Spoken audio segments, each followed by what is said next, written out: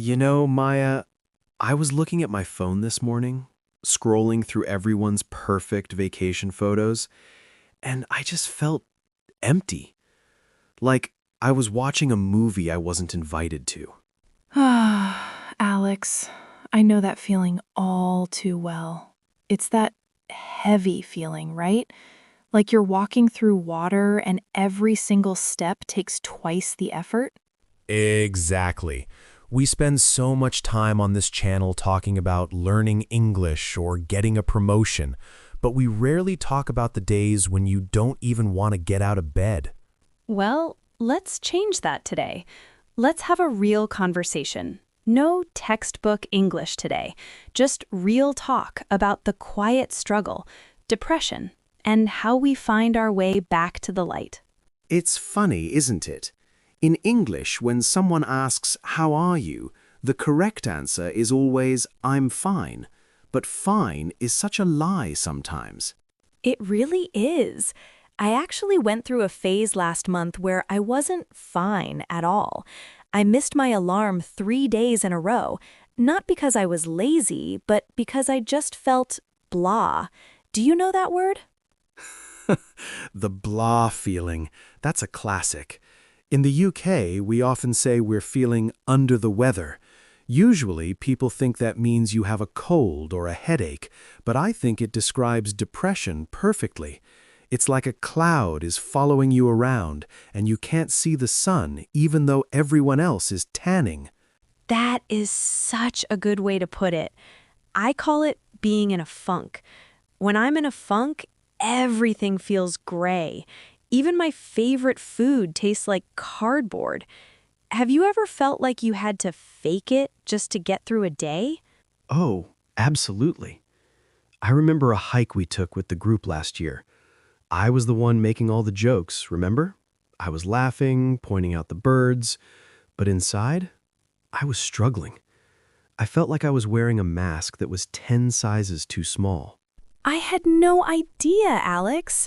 You looked so happy in the photos we posted. That's the danger of social media, isn't it? We compare our behind-the-scenes footage with everyone else's highlight reel. It makes us feel like we're the only ones failing at being happy.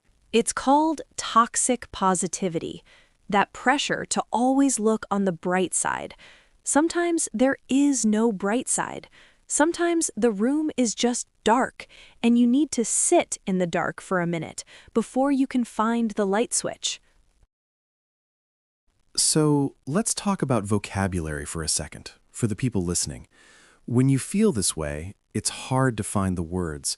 You don't want to say, "I am clinically depressed," because that feels too heavy for a coffee chat.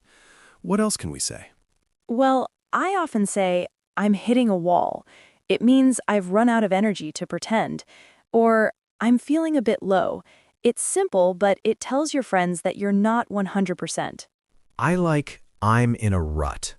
A rut is a deep track in a dirt road. If your car wheel falls into a rut, you just spin and spin, but you don't move forward. That's exactly what depression feels like to me. Just spinning. So, how do you get out of the rut? What's your secret? Well, I started doing something called low-stakes days.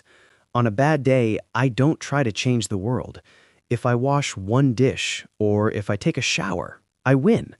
I give myself permission to be unproductive. What about you? For me, it's about reaching out, and I don't mean a long, emotional phone call.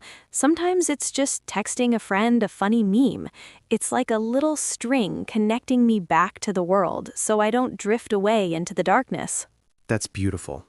Winston Churchill used to call his depression his black dog. He said it would follow him around, sitting in the corner of the room.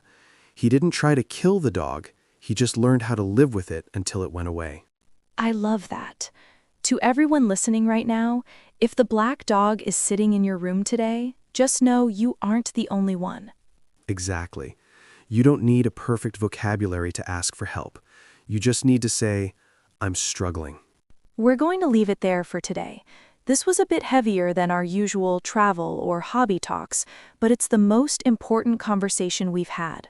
If you've ever been in a rut or a funk, leave a comment. Let's turn the comments section into a place where nobody has to feel alone.